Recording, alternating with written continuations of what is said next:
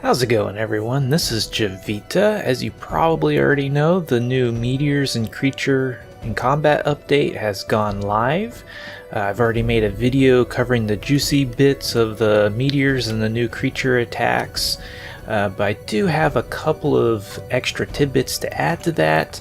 Apparently the meteor events scale all the way from 1 player up to 100 players. That sounds a little bit insane. Would love to be able to see that meteor, but yeah.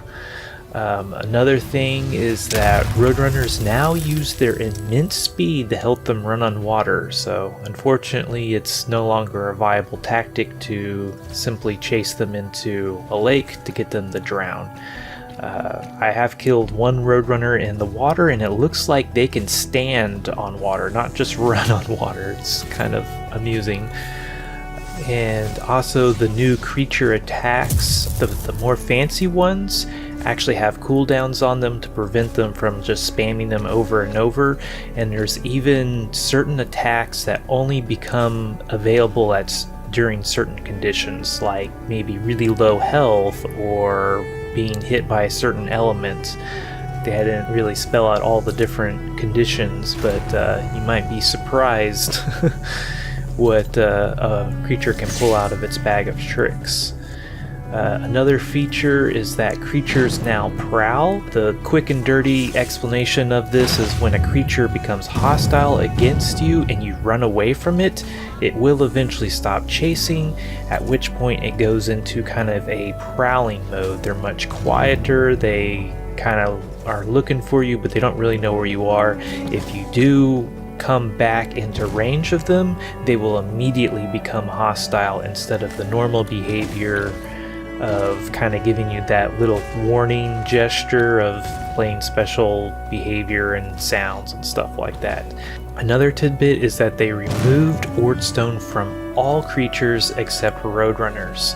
The meteorites are intended to be the main source of Oort Stone.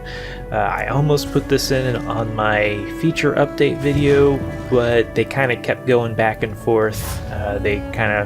They took it all off the creatures and they put it back on highest level creatures, and then they finally decided that the meteors were enough, and so now only Roadrunners and meteors for Oort Stone. So that should be pretty interesting, not only for the great hunts, but to see how well individual players can maintain their portals. Another tidbit on meteors is I did a meteor on Nashville and it was pretty intense. It was still very doable solo. It'd be awesome to see that in a group situation with the harder enemies, but the meteor on Nashville did drop 10 Oort Stone, which is awesome, and it dropped an assortment of gems. So pretty cool stuff. I did another one on Volto, and I actually got 5 Oort Stone and I think 2 tech components. I didn't get any gems, which kind of makes sense since Volto is pretty mild as far as ring worlds go. Their creatures aren't that tough, probably because the atmosphere is supposed to be quite toxic. Another creature related change that they made is now everything has a unified health bar type system. So at the lowest levels of health, the health bar is green. As you can see, there are segments to the health bar. Each segment, I think the health has changed, but it's around 600 to 500 health-ish. Once it gets many more than 3 bars, it will shift to a blue color, signifying that each segment is now worth more HP. I haven't done a huge amount of testing to figure out exactly how much each segment is worth, but the stronger wild stock have about as many segments as I do, and I have around 5,000 hit points. This is true for other players, creatures, blocks. Moving along, I think that wraps up all of the creature stuff. They made a couple of quality of life improvements, particularly for new players. They changed the light cube so that it can be shaken while it's already lit, and this will increase the duration up to 10 seconds. I honestly don't know how many seconds it was prior to this, but it sounds like you can refresh it while it's still lit, and it increases the duration, so that's pretty nice. Another thing that I actually really enjoy, because I still use iron sling bows, especially for the weaker creatures, is that now instead of, I don't know, if immediately arcing downwards, it almost arcs upwards. And yeah, I'm like motioning with my hand like you all can see me, so but I do have footage of how it was before, and you all will get the idea. But this makes aiming much simpler with basically anything that has an arc on it. This is also true for grapples. They kind of get that nice little initial upward arc. And basically how they describe this is that they're ensuring that the projectile actually passes through the crosshair. See, the projectile kind of goes through my crosshair at that certain magical distance. It, of course, still drops off eventually, so if you're aiming at something at the maximum range, you'll have to over-aim just a little bit, but this is very nice, especially for fighting Cuddle Trunks, because you had to over-aim quite a bit to be able to hit Cuddle Trunks reliably. So, moving along, they've done some tweaking to beacon controls, so I will set up a beacon and test that out right quick. Okay, we are back. I slapped down a beacon. So basically there are now master beacons, which is, I guess, the first one you put down. This can be changed later from my understanding, but as you can see here, I cannot remove the plot that the master beacon is in, and I should not, I cannot break the master beacon. So in other words, at least for new builds, you always have to have a beacon. If you have an old build that does not have a beacon, it isn't really affected. But in order to remove this beacon, I first have to remove all of these plots. And I still cannot remove this plot, but the plot will be removed once I remove the beacon. So, pretty cool. It should, it kind of simplifies the beacon experience. It was a little bit confusing that you could remove the beacon, but then all your plots were left behind, and then you had to like remove the plots even though the beacon was gone. This kind of makes it a little bit more intuitive and user-friendly. The master beacon also lets players control the entry point of their beacon. So if like somebody is warping in, they'll warp nearby wherever the master beacon is. And this also is true for settlements. So settlements will now be defined by the location of the master beacon control of the beacon with the highest prestige. This allows players to better define the center of a settlement. So another quality of life thing is that they changed the warp conduits to where you can use any size of warp to warp any distance. Now the skill restrictions still apply, so if you want to warp from Scepterfon all the way to Adoween, which is like 7 jumps, you still need the skills to be able to make that jump, but you can do it with only 1 or 2 warp conduits, meaning you don't have to make a ginormous warp just because you're using warp conduits. You could still just go to the Sanctum and do it without using warp conduits at all, but if you're traveling around with players, this makes it just that much easier. A nice little tidbit is now in machines in the knowledge screen. There's much better categories.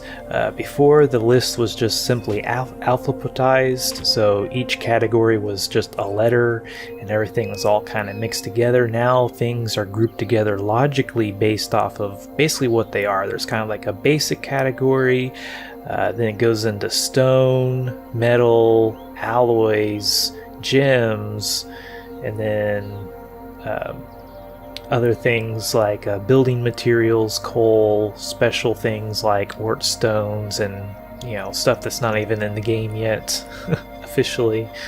So much easier to use. Just go to the section that you want, say, oh, I'm looking to make a metal tool, and all your copper and iron stuff is there. It's very nice. Another crafting related change that they made is now machines have a numerical durability rather than just a percent. So here's a workbench, it has 4,000 durability or condition, and now tools repair a set amount per hit.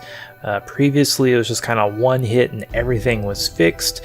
Now different wrenches will heal different amounts of durability. Also, the recipes on items display how much wear they will consume or cause. So a stone furnace base will cause 4 wear. They've also made quite a few performance improving changes, one of which is pretty cool. It dynamically changes the video settings to maintain an ideal minimum FPS.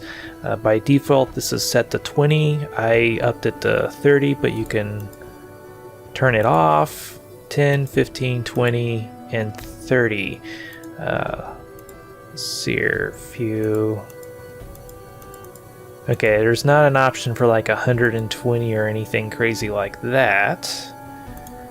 But this is pretty nice because I usually like to play with my train detail on extreme. However, if I go to somewhere heavily populated like Pixelgate, it does cause some issues.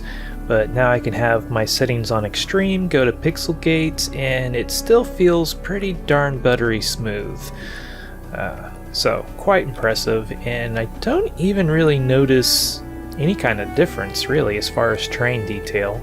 Another cool thing is they, let's see here, got about a 5% speed increase for complex scenes on all platforms, and an additional 10% speed increase for complex scenes on Windows. So that's pretty cool right there. By complex scenes, at least my interpretation is basically where I'm at right now, heavily populated or heavily built areas with complex geometry and portals and effects and the like. So not only do they have the dynamic changing settings, but it's just faster by default anyway.